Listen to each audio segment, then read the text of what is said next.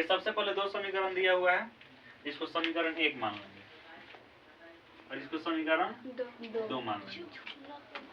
देखिए सबसे पहले कोई समीकरण से हम लोग चलेंगे प्रतिस्थापन विधि सॉल्व करने के लिए। सबसे पहले हम लोग चलते हैं समीकरण 1 से। समीकरण 1 से समीकरण में कितना हुआ है 7x - 2y = 5, यही नहीं होगा। आइए इसमें सबसे पहले आप x का भी मान निकाल सकते हैं या y का भी मान निकाल सकते हैं। तो हम लोग किसका मान निकालेंगे, x का मान निकालते हैं। x का मान निकालने के लिए सबसे पहले y को इधर करना होगा, तो यहाँ से 7x = 5 और इधर देखिए -2y इधर आएगा तो +2y हो जाएगा, होगा ना +2y। अब यहाँ से x का मान निकालने के लिए देखिए 7 को हटाना होगा।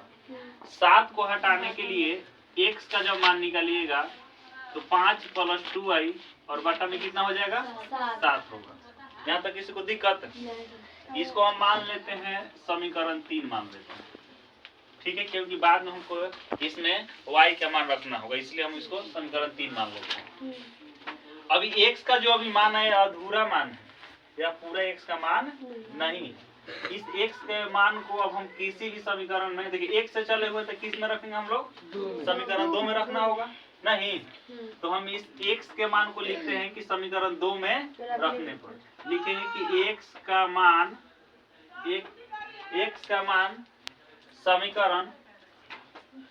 समीकरण 2 में रखने पर। x का मान हम लोग किस में रखेंगे, समीकरण 2 में रखते हैं, क्योंकि 1 से चले हुए तो 2 में आपको रखना होगा और 2 से चलेंगे तो 1 में रखना होगा। समीकरण 2 है कितना, x + 2y = 7, यही ना है। अब देखिए x के जगह पर हमको कितना रखना है, 5 + 2y। x के जगह पे 5 + 2y बटा में 7, यही ना है, और यहाँ से है +2y = 7। अब देखिए यहाँ से ध्यान से, यहाँ सब बटा पर जोड़ आपको बनाना होगा, यहीं पर आप लोगों को गलती हो रहा था ना। यहाँ पर देखिए 2y जो है इसके नीचे कुछ नहीं है बउआ, तो 1 है ना। अभी बाटा पा का जोड़ के रूप में आ गया। अब इसको बाटा पा का जोड़ हम बनाएंगे तो यहाँ 7 और 1 का लघुत्तम कितना होगा, 7 हो जाएगा। इस 7 से 7 कट जाएगा, कितना बचेगा 5 + 2y। ठीक है, 7 से 7 जब कट जाएगा तो यहाँ से 5 + 2y बचेगा ना, केवल होगा ना, और प्लस। अब देखिए इस 7 बार में कटेगा तो 7 से इसमें गुना होगा ना, तो 7 दूनी 14y बचेगा।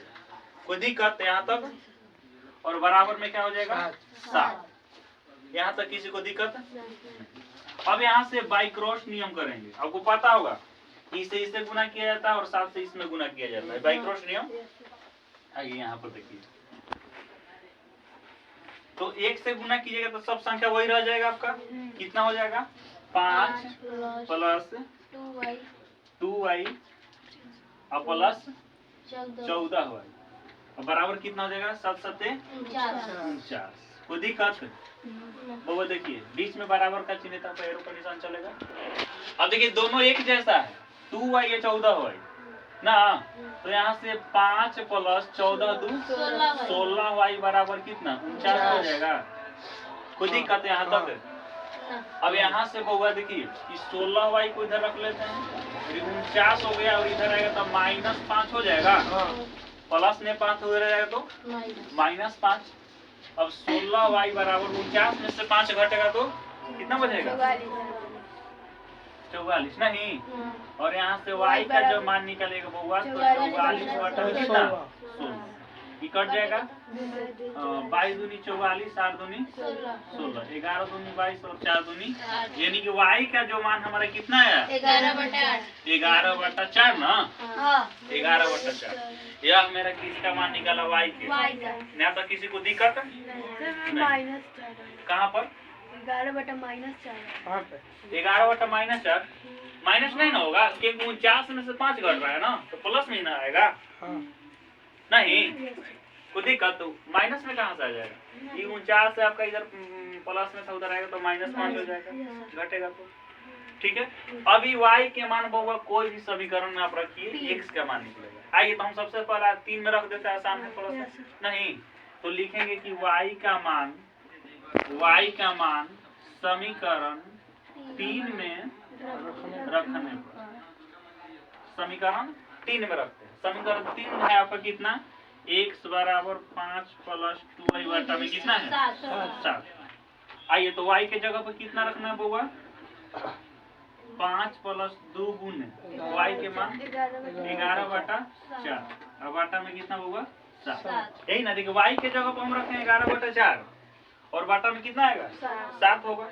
अब यहाँ से कट जाएगा, 2 दूनी 4 ना, तो x का मान निकालिएगा तो 5 प्लस 11 बटा 2 हो गया और बाटा में 7 हो गया। कोई दिक्कत?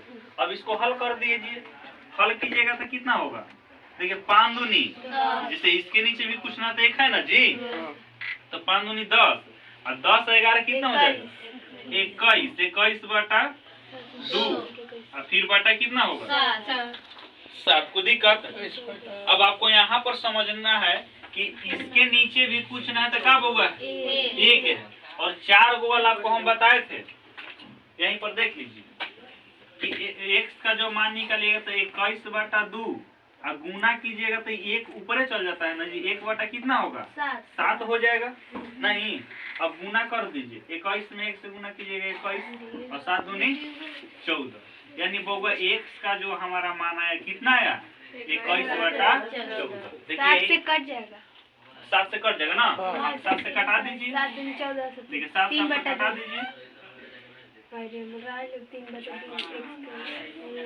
7 से कहाँ 7 से कटेगा 7 दूनी 14, 2 7 14 3 7 21 ना, कटेगा ना, 3 7 21 है 2 7 14, x के मान बउआ 3 बटा 2, यही आपका देखिए x के मान 3 बटा 2 और y का मान 11 बटा 4।